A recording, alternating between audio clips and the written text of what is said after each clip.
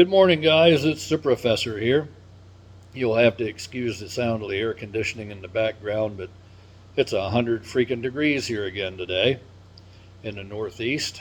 It just seems like this heat's never going to break. And I was just looking on Facebook at a bunch of bitching from the Brightspeed customers down in North Carolina. Uh, it looks like there must be some uh, at least they think there's a massive outage down in their area that isn't getting any attention. And, I see more and more of this every day. Uh, Brightspeed and CenturyLink seem to take a real beating. I usually don't name names, but, by golly, today we're going to name names. I'm not sure what's going on with those guys. Uh, I know personally in the Brightspeed area, which I unfortunately live in, all they're interested in is fiber. And they're actually lashing the fiber right on top of the old copper to save money. And what that means is, for the non technical folks, they're tying it together. Uh, this is bad for a couple of reasons. Number one, the poor guys that have to still try and work on the copper, it makes it hard for them. Number two, somebody knocks a pole off. Not only now are you dealing with fiber, you're dealing with copper, and it's tied together. It's just going to make replacement so much harder. Copper is tough, but believe it or not, even though fiber is glass, it's even tougher. It's wrapped up with Kevlar, and it has a nice PVC coating, and it's pretty stout.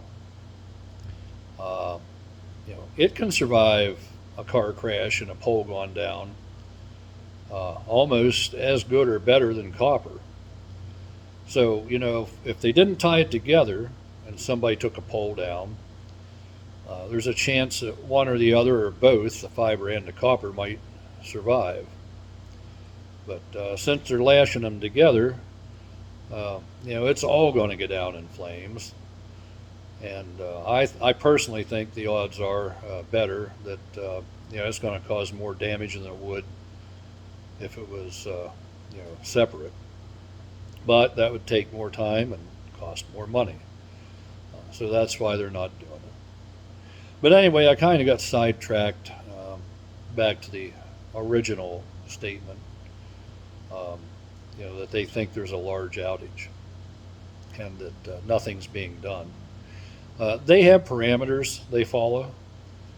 I'm not going to name numbers, but it takes a certain amount of customers to be out of service before they'll do anything.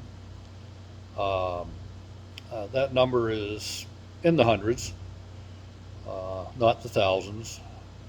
And, I could see a small area with under, let's use the number 500 customers being out of service over the weekend before they would do anything. I don't see more than 500 being out. The other thing is, if you're out, all you have to do is mention the fact that you can't call 911, and that will get their attention.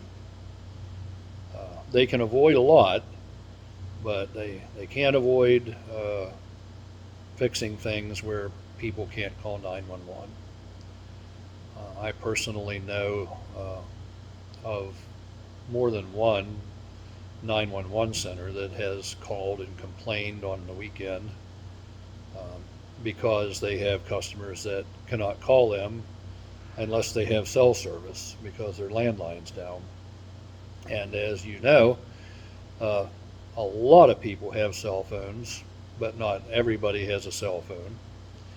If there's a power outage and the cell tower's down, well, you're not going to call anybody if you do have a cell phone.